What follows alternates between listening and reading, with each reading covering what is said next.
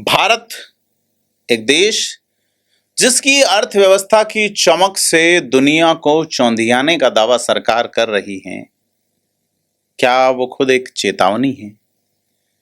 क्या हम जिस विकास की कहानी पर मोहित हैं, उसके पीछे एक ऐसी सच्चाई छिपी है जो हमें कैसे एक देश नहीं चलाना चाहिए का सबसे बड़ा सबक सिखाती है?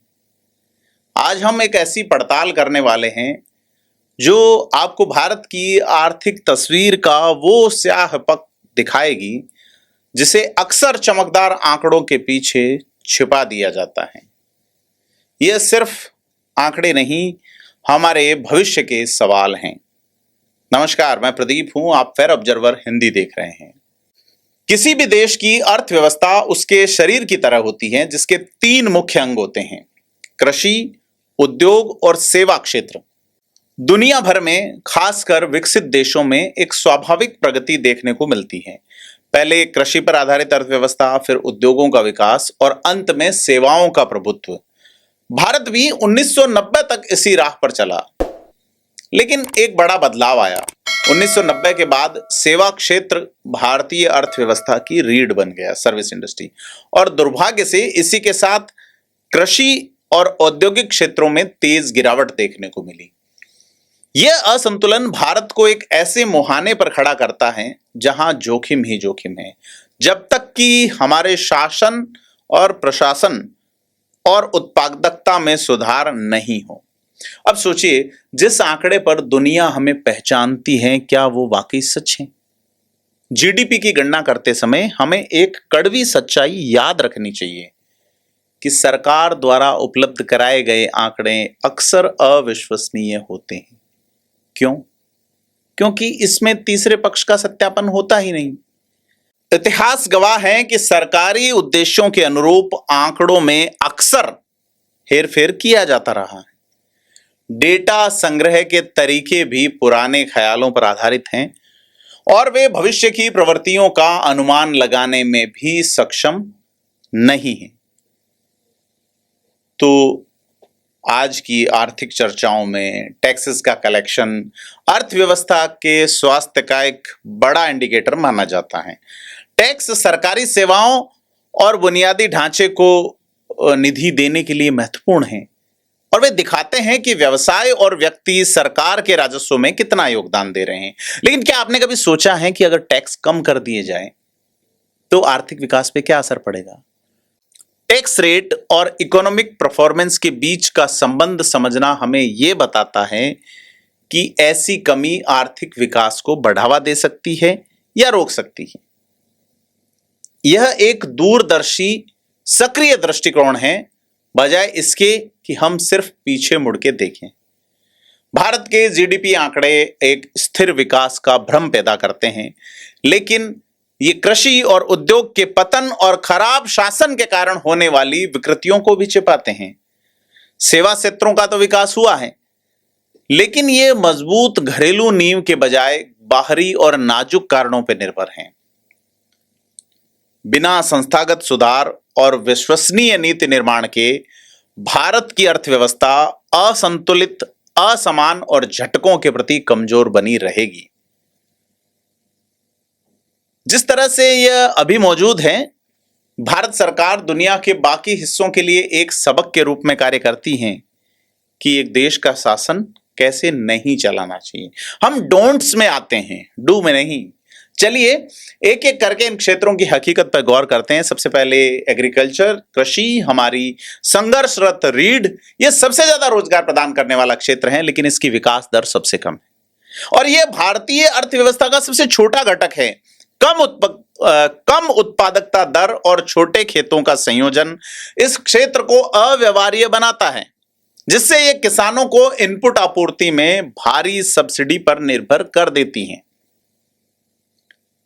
उच्च उपज वाली बीज किस्मों के उपयोग के लिए अक्सर फर्टिलाइजर्स और कीटनाशकों की जरूरत होती है, लेकिन अगर खराब मानसून के कारण फसल खराब हो जाए तो किसानों के लिए इसके परिणाम विनाशकारी होते हैं और इसमें किसानों की आत्महत्याओं तक की नौबत आती है, क्योंकि वे अपनी वित्तीय देनदारियों को पूरा करने के लिए संघर्ष करते हैं और इसके अलावा विनियमित बाजारों के माध्यम से कृषि वस्तुओं का वितरण जो है किसानों को बजाय वितरण केंद्रों में केंद्रित करता है।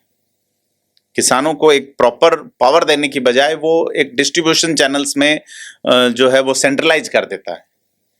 और इन चुनौतियों को बढ़ाते हुए सरकारी गोदामों में अपर्याप्त भंडारण सुविधाएं, सरकारी गोदाम है वहां पे तो भंडारण की व्यवस्था है नहीं, cold storages and other godowns, तो ऐसे में मूल्यवान उपज का बड़ा नुकसान होता है, बड़ी बर्बादी होती है। अब अगर बात करें दूसरे क्षेत्र की, महत्वपूर्ण क्षेत्र की, उद्योग की, यह सरकार की रेवेन्यू में सबसे बड़ा योगदान करता है। हालांकि भारत के जीडीपी में इसका योगदान 2000 में 27.3% था और अब 2024 में 12.5% से थोड़ा सा अधिक है। कुछ क्षेत्र जैसे कैल्शियम कार्बाइड सस्ते आयात के कारण पूरी तरह से बंद हो गए हैं और सोडा ऐश जैसे कई इंडस्ट्रीज जो है वो विदेशों में आउटसोर्स कर दिए गए। ऐसा बहुत कम आयात शुल्क के कारण होता है क्योंकि विदेशी कंपनियां मेक इन इंडिया के बजाय एक्सपोर्ट करना पसंद करती है, जिससे बड़ी भारतीय कंपनियों ने भारत के भीतर विस्तार करने की बजाय विदेशों में विस्तार किया है।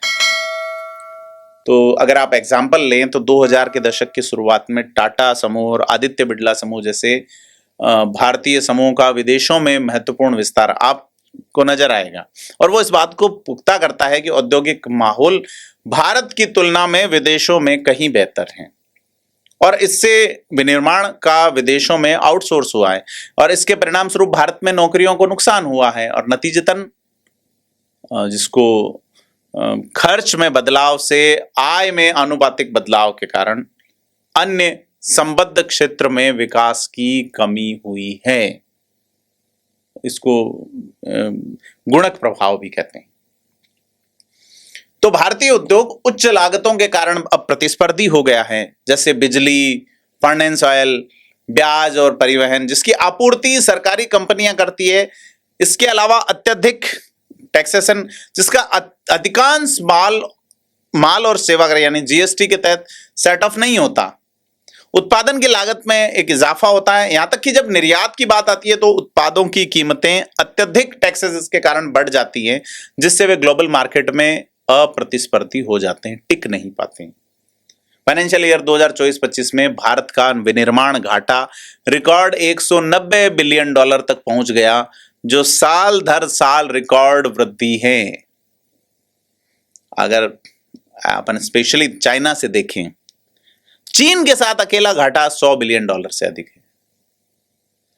और इसके अलावा औद्योगिक क्षेत्रों को कई एक्ट जैसे कारखाना अधिनियम है 1948 का, वायु प्रदूषण की रोकथाम और नियंत्रण अधिनियम 1981, व्यावसायिक सुरक्षा, स्वास्थ्य और कार्य स्थितियों का जो कोड 2020 का है, उसके माध्यम से काफी रूलिंग किया जाता है, काफी विनियमित किया जाता है और इसका उद्देश्य उद्योग को अच्छी प्रथाओं को अपनाने के लिए प्रोत्साहित करना था। इसके बजाय उन्होंने इंस्पेक्टर राज के हाथों में एक शक्ति का एक ऐसा सेंट्रलाइजेशन पावर दे दिया कि वो अपने मूल्यों तक नहीं पहुंच पाए।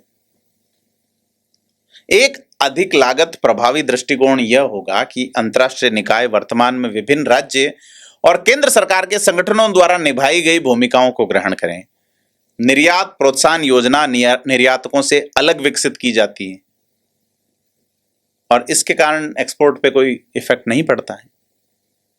अब एफटीए जो होते हैं, मुक्त व्यापार समझौते हैं, उस पर बिना सोचे समझे हस्ताक्षर करने से भी भारत में इंपोर्ट बढ़ा है, क्योंकि आयात शुल्क डब्ल्यूटीओ द्वारा निर्धारित शुल्कों से काफी कम है और इनमें से बहुत कम विनिर्माण कंपनियां जो है वो अंतर्राष्ट्रीय स्तर पर प्रतिस्पर्धी हैं।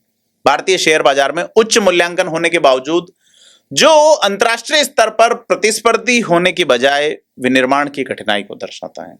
अब बात उस क्षेत्र की जिसने भारत की कहानी बदली लेकिन जिसे सहारा नहीं मिला, यानी सर्विस इंडस्ट्री। 1990 के दशक के बाद से ही सर्विस इंडस्ट्री में तेजी से वृद्धि हुई है। भारत की कम श्रम लागत और सीमित सरकारी हस्तक्षेप के कारण, कि सर्विस इंडस्ट्री में गवर्नमेंट हस्तक्षेप कम था, लागत भी कम है, तो विदेशी जो कंपनियों और देशों ने भारत को सेवाएं आउटसोर्स करने की सोची, एक कोशिश की, उसमें सफल हुए और इसमें खुलेपन से देश में एक बड़ा आर्थिक उछाल आया।